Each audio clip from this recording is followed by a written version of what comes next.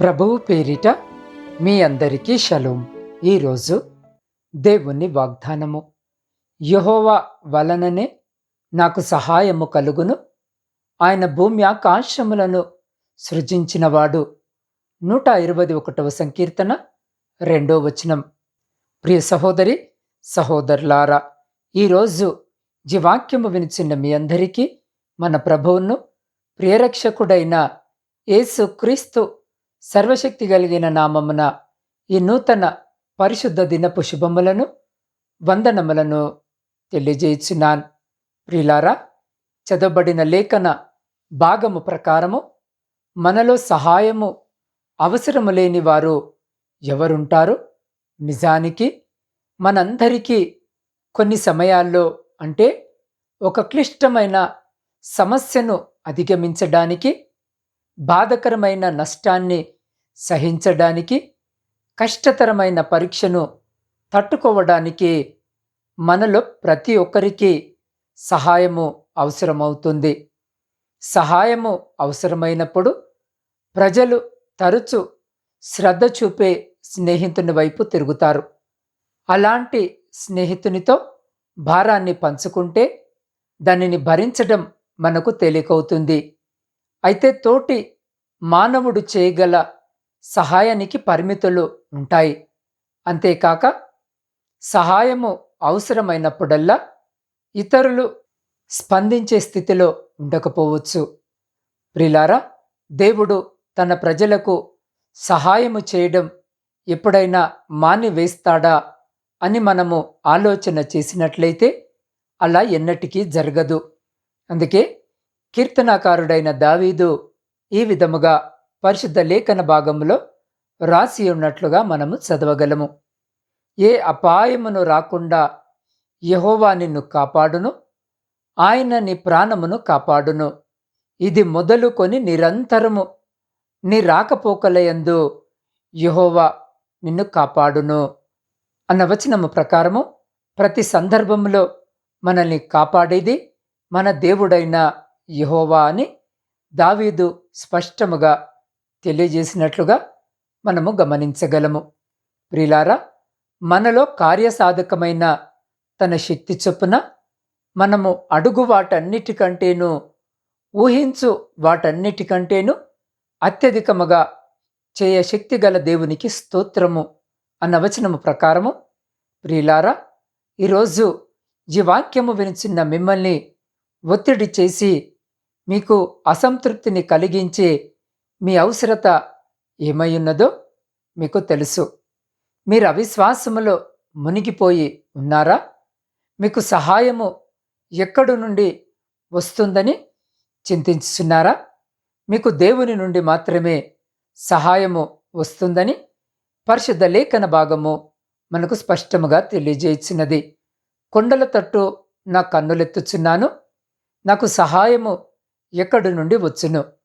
యెహోవా వలననే నాకు సహాయము కలుగును, ఆయన భూమి ఆకాశములను సృజించినవాడు అన్న వచనముల ప్రకారము, ప్రియులారా, మీ హృదయములను కలువరపడనీయకండి. ఎందుకంటే దేవుని మార్గాలు ఈరోజు జీవాక్యము వినిచిన మీ మార్గముల కంటే చాలా ఉన్నతమైనవి. అందుకే బైబిల్ ఏమంటుందో చూడండి. మనలో కార్యసాధకమైన తన శక్తి చొప్పున మనము అడుగు వాటన్నిటికంటేను, ఊహించు వాటన్నిటికంటేను అత్యధికముగా చేయ శక్తి గల దేవునికి స్తోత్రము అన్న వచనముల ప్రకారము, ప్రియులారా, మనము అడిగిన వాటికంటేను, లేదా మనము ఊహించుకున్న దానికంటేను అత్యధికముగా, అనగా ఈరోజు ఈ వాక్యము వినిచిన్న మీరు అడిగే వైద్యమునకు బదులుగా ఆయన మిమ్మల్ని తన యొక్క దైవిక ఆరోగ్యముతో ఆశీర్వదిస్తానని వాగ్దానము చేయుచున్నాడు. తర్వాత ఏ వ్యాధి కూడా మనల్ని తాకదు. అంత మాత్రమే కాదు, మీ ద్వారా ఇతరులు కూడా స్వస్థతను పొందుకొనున్నట్లు ఆయన పరిచర్యలో మనల్ని ఉపయోగించుకుంటాడు. ప్రియులారా, ఈరోజు ఈ వాక్యము వినిచున్న మీ అవసరాలను తీర్చడానికి బదులుగా మిమ్మల్ని ఇతరులకు ఇచ్చేటంత ఐశ్వర్యవంతులనుగా మీకు సమృద్ధిని దయచేస్తానని ఆయన వాగ్దానము చేయుచున్నాడు. ఆ విధముగానే ప్రతి కీడు నుండి మిమ్మల్ని రక్షించి ఆయన అపవాది రాజ్యాన్ని వణికించేటటువంటి వ్యక్తులనుగా మిమ్మల్ని మారుస్తానని పరిశుద్ధ లేఖన భాగములో తెలియజేసినట్లుగా మనము గమనించగలము. ప్రిలారా, ఈరోజు దేవుడు మీ జీవితంలో అద్భుతాలను చేయడానికి ఆశ కలిగి ప్రేమతో మీ వైపు చూస్తున్నాడు.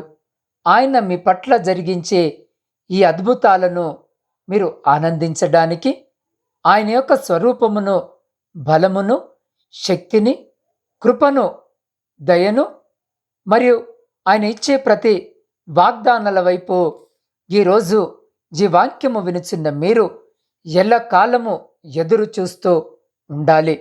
మీరు ప్రతి దినము ఆయనను గురించి మీరు తలంచుకొనుచున్నప్పుడు మీ విశ్వాసము మీ హృదయములో గర్భము ధరిస్తుంది.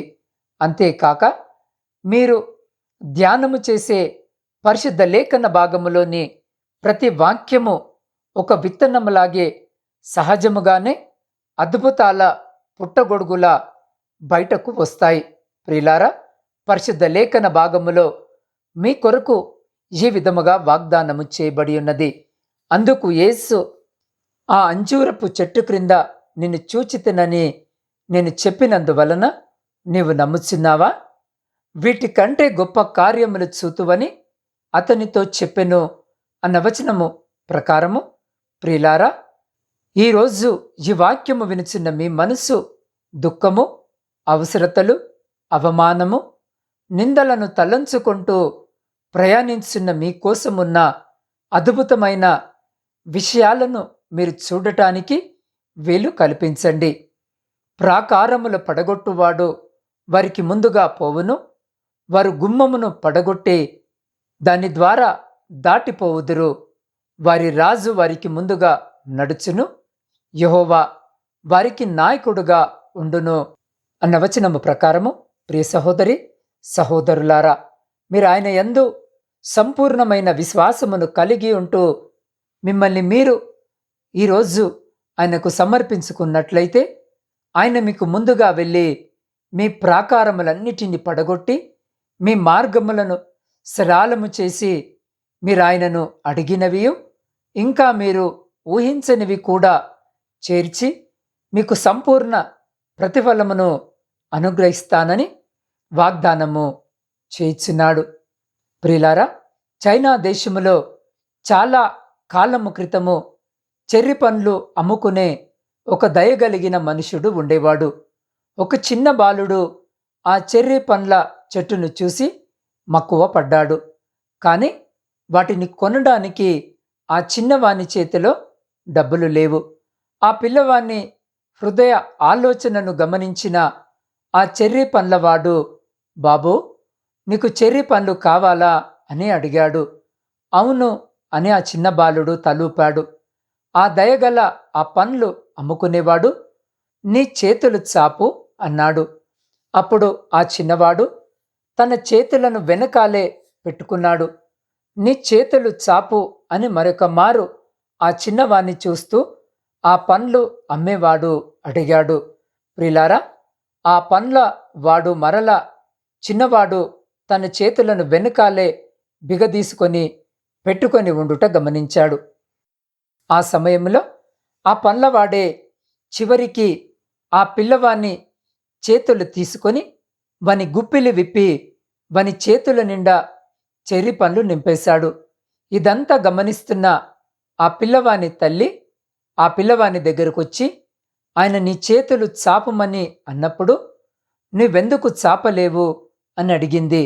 అందుకు ఆ పిల్లవాడు, అమ్మా, ఎందుకు నేను చేతులు చాపలేదు అంటే, నా చేతుల కంటే ఆయన చేతులు పెద్దవి, నా చేతులు చాలా చిన్నవి. నేను తీసుకుంటే ఒకటో రెండో తీసుకుంటాను, కానీ ఆయన తన చేతితో ఇస్తే చాలా వస్తాయి కదమ్మా అని అన్నాడు. అవును ప్రియ సహోదరి సహోదరుడా, మన దేవుడు కూడా మనకు సమృద్ధిగానే ఇస్తాడు. ఆయన చేతులు ఆ పండ్లవాని చేతుల కన్నా ఎన్నో రెట్లు పెద్దవి. ఆయన అడుగు వాటన్నిటికంటే, ఊహించు వాటన్నిటికంటే అత్యధికముగా ఇయ్యగలిగిన శక్తి కలిగిన దేవుడు. హన్న దుఃఖక్రాంతురాలై దేవుని మందిరములో నాకొక మగబిడ్డను దయచేయము అంటూ ప్రార్థించింది. సంవత్సరముల ఆవేదన తన మనసులో గూడు కట్టుకుంది. తన హృదయమును కుమ్మరించింది. తనకు మగబిడ్డను దయచేయమంటూ మిక్కిలి బతిమాలుకుంది. అయితే దేవుడు ఆమె జీవితములో ఏమి జరిగించాడు అని మనము పరిశుద్ధ లేఖన భాగములో గమనించినట్లయితే, యెహోవా హన్నాను దర్శింపగా ఆమె గర్భవతి అయి 3 కుమారులను 2 కుమార్తెలను కనను అంటూ స్పష్టముగా పరిశుద్ధ లేఖన భాగములో వ్రాయబడి ఉన్నట్లుగా మనము గమనించగలము. ప్రియ సహోదరి, సహోదరుడా, తను దేవుని అడిగింది ఒకరిని కాని మన దేవుడు ఆమెకిచ్చింది 6. అవును ప్రియ సహోదరి, సహోదరుడా, ఆయన ఎంతైనా పెద్ద చేతులు కల దేవుడు కదా. ఒకసారి ప్రభు ఒక ఇంటిలో జన సమూహములకు బోధించుచున్నాడు. జనులు పక్షవాయువుతో మంచము పట్టిన ఒకరిని ఆయన దగ్గరకు తీసుకుని వచ్చారు. ప్రభు అందరినీ బాగు చేస్తున్నాడు, వానిని కూడా బాగు చేయగలడు అనే నమ్మకముతో వారు ఆయన యొద్దకు వానిని తీసుకొని వచ్చారు. వారికి వాడు బాగుపడితే అంతే చాలు అని అనుకున్నారు. ప్రభు వానితో, కుమారుడా, ధైర్యముగా ఉండుము, నీ పాపములు క్షమింపబడి ఉన్నవి అని అన్నాడు. ఈ లోకములో ఒక వ్యక్తి కోరదగిన అత్యంత గొప్ప భాగ్యము ఏమిటో ఈరోజు ఈ వాక్యము వినుచున్న మీకు తెలుసా? ప్రియ సహోదరి, సహోదరుడా, ఆ గొప్ప భాగ్యము ఏమిటంటే పాప క్షమాపణ. అదే అన్నిటిలో మిక్కిలి ఘనమైనది, శ్రేష్టమైనది. దానికి మించి మరొకటి ఏది కూడా లేదు. అతడు బాగుపడితే చాలు అనుకొని తీసుకొని వచ్చిన వారి ఎదుట వానితో, కుమారుడా, నీ పాపములు క్షమించబడి ఉన్నవి అని ప్రభు సెలవిచ్చినట్లుగా మనము గమనించగలము. వాళ్ళ ఉద్దేశము అతడు బాగుపడితే చాలు అంతే. కాని ప్రభు వాడు బాగుపడటం మాత్రమే చాలదు, పాప క్షమాపణ కూడా అతడు పొందుకోవాలి. ఇది ప్రభు వాని ఎడల కలిగిన ఉద్దేశ్యము. అందరి యొక్క ఆలోచన పరిధి దాటిపోయింది మన ప్రభు ఆలోచన. ప్రియ సహోదరి, సహోదరుడా, అడుగు వాటన్నిటికంటేనూ, ఊహించు వాటన్నిటికంటేనూ అత్యధికముగా చేయడానికే ఆయన ఇష్టపడే దేవుడై ఉన్నాడు. ప్రియ సహోదరి, సహోదరుడా, సొలొమోను అతి పిన్న వయసు గలవాడై ఇశ్రాయేలులను ఏలుచున్నప్పుడు గిబియోనులో దేవుడతనికి ప్రత్యక్షమై, నేను నీకు ఏమి ఇయ్యగోరుదునో దానిని అడుగు అని సెలవిచ్చినప్పుడు, ఈ గొప్ప జనమునకు న్యాయము తీర్చ శక్తిగల వాడెవడు? నేను ఈ జనుల మధ్యను ఉండి కార్యములను చక్కబెట్టునట్లు తగిన జ్ఞానమును తెలివిని నాకు దయచేయము అంటూ దేవుణ్ణి దీనముగా సొలొమోను బతిమలాడుకున్నాడు. అందుకు దేవుడు సొలొమోనుతో ఏమన్నాడో మనము గమనించినట్లయితే లేఖనములో ఈ విధముగా వ్రాయబడి ఉన్నది. నీవు ఈ ప్రకారము యోచించుకొని ఐశ్వర్యమును, సొమ్మునైనను, ఘనతనైనను, నీ శత్రువుల ప్రాణమునైనను, దీర్ఘాయువునైనను అడగక, నేను నిన్ను వారి మీద రాజుగా నియమించిన నా జనులకు న్యాయము తీర్చుటకు తగిన జ్ఞానమును, తెలివిని అడిగియున్నావు కాబట్టి జ్ఞానమును, తెలివియు నీకియబడును. నీకన్నా ముందుగానున్న రాజులకైనను, నీ తరువాత వచ్చు రాజులకైనను కలుగని ఐశ్వర్యమును, సొమ్మును, ఘనతను నీకిచ్చెదను అంటూ సెలవిచ్చాడు దేవుడు. అవును ప్రియ సహోదరి, సహోదరుడా, సొలొమోను తెలివిని, జ్ఞానమును మాత్రమే అడిగాడు. కానీ దేవుడు జ్ఞానము, తెలివితో పాటు ఐశ్వర్యమును, సొమ్మును, ఘనతను బోనస్గా ప్రకటించాడు. క్రొత్త నిబంధనలో మరొక సంగతిని మనము గమనించగలము. జక్కయ్య ప్రభువును చూడాలి అని మాత్రమే ఆశపడ్డాడు. అతడు యేసు ఎవరోయని చూడగోరెను అని కోరినట్లుగా పరిశుద్ధ లేఖన భాగములో వ్రాయబడి ఉండుట మనము గమనించగలము. ప్రియ సహోదరి, సహోదరుడా, జక్కయ్య పొట్టివాడు కాబట్టి జనులు గుంపు కూడి ఉండుట వలన చూడలేకపోయాడు. ప్రయత్నము ఫలించనందున జక్కయ్య జంకలేదు. రోడ్డుపై పరుగులు తీశాడు. పక్కనే ఉన్న మేడి చెట్టెక్కాడు. కింద జరుగుతున్నది పైనుంచి విహంగ వీక్షణము చేస్తున్నాడు. యేసు క్రీస్తు ప్రభు ఆ మార్గములో వచ్చి కన్నులెత్తి చూసి, జక్కయ్య, త్వరగా దిగుము అంటూ మాట్లాడాడు. క్రింది నుంచి నన్ను చూడలేక పైనుంచి చూస్తున్నావా? దిగు అంటూ నేడు నేను నీ ఇంట నుండవలసి ఉన్నది అని యేసు ప్రభు జక్కయ్యతో చెప్పాడు. యేసు తన ఇంటికి వస్తాడని జక్కయ్య ఎప్పుడు కూడా ఊహించుకోలేదు. జక్కయ్య యేసు క్రీస్తు ప్రభును చూసి తృప్తి పడదామనుకున్నాడు. కానీ యేసు క్రీస్తు ప్రభు మాత్రం తన ఇంటికే వెళ్ళాలని సంకల్పించుకున్నాడు.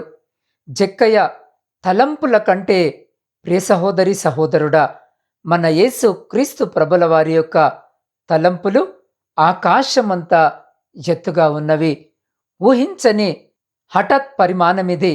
జక్కయ్య నిశ్చేష్టుడై ఉంటాడు. ఆ ఆశ్చర్యంలో జక్కయ్య ఏమి మాట్లాడి ఉంటాడు? వారిద్దరి మధ్య ఏ విధమైన చర్చ జరిగి ఉంటుంది?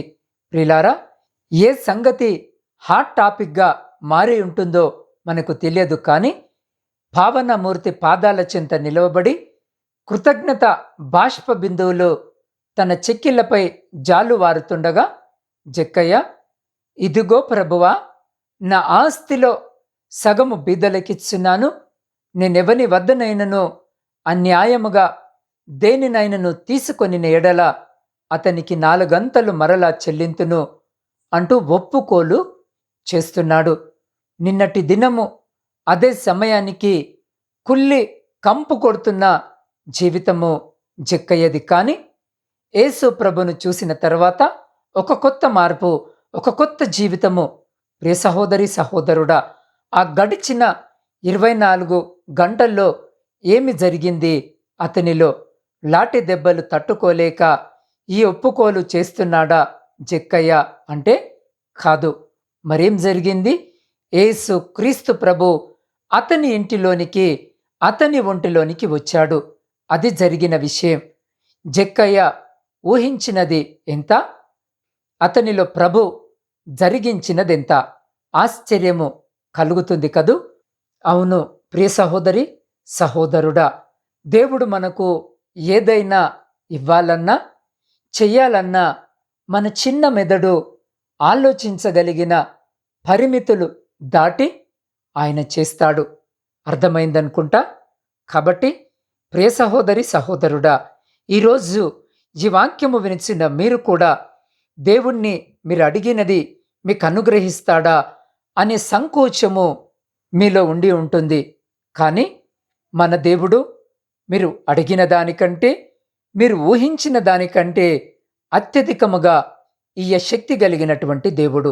కానీ ఆయన ఇచ్చే ముందు నీలో ఉన్న ఓర్పును, సహనాన్ని ఆయన పరిశీలించి, ఎప్పుడైతే ఆ ఓర్పు, ఆ సహనం అనే పరీక్షలో ఈరోజు ఈ వాక్యము వినిచిన్న మీరు నెగ్గుతారో అప్పుడే ఆయన ఇచ్చే ప్రతిఫలము ప్రియులారా మీరు ఊహించలేనంతగా ఉంటుంది. కాబట్టి వాగ్దానము చేసిన దేవుడు నమ్మదగినవాడు. ఆయన నిన్న నేడు మారని దేవుడై ఉన్నాడు. కాబట్టి ప్రియ సహోదరి సహోదరుడా, ఈరోజు ఈ వాక్యము వినిచిన మీరు అడుగు ప్రతిదానికి మీకు సంపూర్ణ ప్రతిఫలమిచ్చి మిమ్మల్ని ఉన్నత స్థానములో నిలబెడతానని ఆయన వాగ్దానము చేస్తున్నాడు. కాబట్టి అలాంటి ఫలభరితమైన జీవితాన్ని జీవించుటటువంటి గొప్ప కృప, ధన్యత దేవుడు ఈరోజు ఈ వాక్యము వినిచిన్న మీకును, మీ కుటుంబమునకును, మరి మీ ప్రియులకు వారికి ఇప్పుడు ఎల్లప్పుడూ సదా ఎల్లకాలము దయచేసి మిమ్మలందరినీ ఆయన తన కనికరము కలిగిన రెక్కల చాటున సంరక్షించి కాపాడునుగాక. ఆమేన్. ప్రార్థన. ప్రేమ నమ్మకము కలిగిన మా ప్రియ పరలోకమందున్న పరమతండ్రి, మీ శ్రేష్టమైన ఉన్నతమైన నామానికి స్తుతులు, స్తోత్రాలు, వందనాలను తెలియజేయుచున్నాం. దేవ, ఈ నూతన దినములో మీ పరిశుద్ధమైన వాగ్దాన వచనము ద్వారా మాతో మాట్లాడి అయ్యా మా హృదయాలను సంతోషపెట్టినందుకే మీకే కృతజ్ఞత వందనములను తెలియజేయుచున్నాం. దేవా, అడుగు వాటన్నిటికంటే అత్యధికముగా ఇచ్చే దేవుడవు. అయ్యా, మాకు సహాయము చేయడానికి, మమ్మల్ని ఓదార్చడానికి ఈ లోకములో మాకెవరూ లేరు నాయనా. అయ్యా, మేము అందరి చేత విడవబడి ఉన్నాము. అయ్యా, ఈ లోకములో అందరూ మమ్మల్ని మర్చిపోయారు. అయ్యా, నీవే మా నిరీక్షణ ఆధారము, మా ఆశ్రయము. అయ్యా, మీ రెక్కల చాటున మమ్మల్ని దాచి మీ దివ్యమైన దీవెనలతో ఈ పరిశుద్ధ దినము మమ్మల్ని ఆశీర్వదించుమని వేడుకొనిచున్నాం. తండ్రి, మేమెల్లప్పుడూ నిన్ను వెదుకు వారలముగా మమ్మలను మార్చుము. అయ్యా, మీ పట్ల మాకున్న అచంచలమైన విశ్వాసానికి ఈరోజు సంపూర్ణమైన ప్రతిఫలమును మాకు దయచేయమని నీ పాద సన్నిధిలో వేడుకొనిచున్నాం. దేవా, ఈరోజు జన్మదిన వివాహ వార్షికోత్సవాలు జరుపుకొంచున్న ప్రతి బిడ కొరకు ప్రార్థిస్తున్నాం. అయా, బిడలందరినీ వినూతన దయాకిరీటము చేత ఆశీర్వదించి రాబోయే కాలమంతా కూడా నా తండ్రి ఫలభరితమైన సంతోషకరమైన కుటుంబ జీవితమును బిడ్డలకు దయచేయమని వేడుకొనుచున్నాం. దేవ, శారీరక మానసిక బలహీనతలతో బాధపడుతున్న ప్రతి బిడ కొరకు ప్రార్థిస్తున్నాం. అయా, విష జ్వరాల ద్వారా బాధపడుతున్న ప్రతి బిడ కొరకు ప్రార్థిస్తున్నాం. అయా, ఈ దినాన బిడ్డలందరినీ మా కోసం గాయపడిన మీ పరిశుద్ధమైన హస్తముతో తాకి సంపూర్ణ ఆరోగ్యమును బిడ్డలకు దయచేయమని వేడుకొనిచున్నాం. దేవ, శాంతి సమాధానాలు లేని కుటుంబాల కొరకు ప్రార్థిస్తున్నాం. అయ్యా, విడిపోయిన విచ్ఛిన్నమైన కుటుంబాల కొరకు ప్రార్థిస్తున్నాం. దేవ, ఈ దినాన బిడ్డలతో మీరు మాట్లాడి బిడ్డల మధ్య శాంతి సమాధానము, ఐక్యత, ప్రేమ, నమ్మకము, విశ్వాసమును కలిగించి విడిపోయిన విచ్ఛిన్నమైన ప్రతి కుటుంబమును తిరిగి కట్టుమని వేడుకొనిచున్నాం. అయ్యా, ప్రపంచ శాంతి కొరకు ప్రార్థిస్తున్నాం. దేవా, ఎక్కడైతే యుద్ధ వాతావరణము నెలకొని ఉందో ఆ చోట మీరుండి అక్కడ శాంతి సామరస్యాలను కలిగించుమని వేడుకొనిచున్నాం. దేవా, ఈ సమయంలో ఈ ప్రార్థనలో ఏకీభవిస్తున్న ప్రతి బిడ్డను మీ హస్తాలకు అప్పచెప్తా ఉన్నాం నాయనా. అయ్యా, ప్రతి బిడ్డ యొక్క హృదయవాంఛ నెరిగిన దేవుడు అంటున్నావు నా తండ్రి. ఏ బిడ్డ ఈ అక్కర ఈ అవసరత చేత మీ పాద సన్నిధిలో మోకరించి మీ వైపు చూస్తూ అయా కన్నీటితో వారి ప్రార్థన మనవులను మీ పాద సన్నిధిలో పెట్టుచున్నారో, ఆకాశమందు ఆసీనుడవైన గొప్ప తండ్రి, వారి ప్రతి కన్నీటి బాష్ప బిందువును తుడిచివేసి అయ్యా వారి ప్రతి ప్రార్థన విజ్ఞాపనను మీరు ఆలకించి వారి జీవితాలలో, వారి కుటుంబాలలో, వారి దాంపత్య జీవితంలో, ప్రాముఖ్యముగా వారి ఆధ్యాత్మిక జీవితంలో ఉన్న ప్రతి శోధన, ఆయాసము, దుఃఖము, లేమి, ప్రతి అంధకార సంబంధమైన శక్తులన్నిటినీ మీ శక్తి కలిగిన నామమున లయపరిచి మీ ఆకాశపు వాక్యలను విప్పి మీ పట్టజాలనంత విస్తారమైన దీవెన ఆశీర్వాదాల చేత బిడ్డల జీవితాలను, కుటుంబాలను దీవించి ఆశీర్వదించి తృప్తిపరిచి మీ కృపల భద్రపరుచుకొని ముందుకు నడిపించుమని సమస్త స్తుతి, ఘనత, మహిమ మీకే చెల్లించు మా రక్షకుడును మీ ప్రియకుమారుడైన యేసు క్రీస్తు సర్వశక్తి కలిగిన నామమున ప్రార్థించి స్తుతించి అడిగి పొందుకొని ఉన్నాము తండ్రి. ఆమేన్.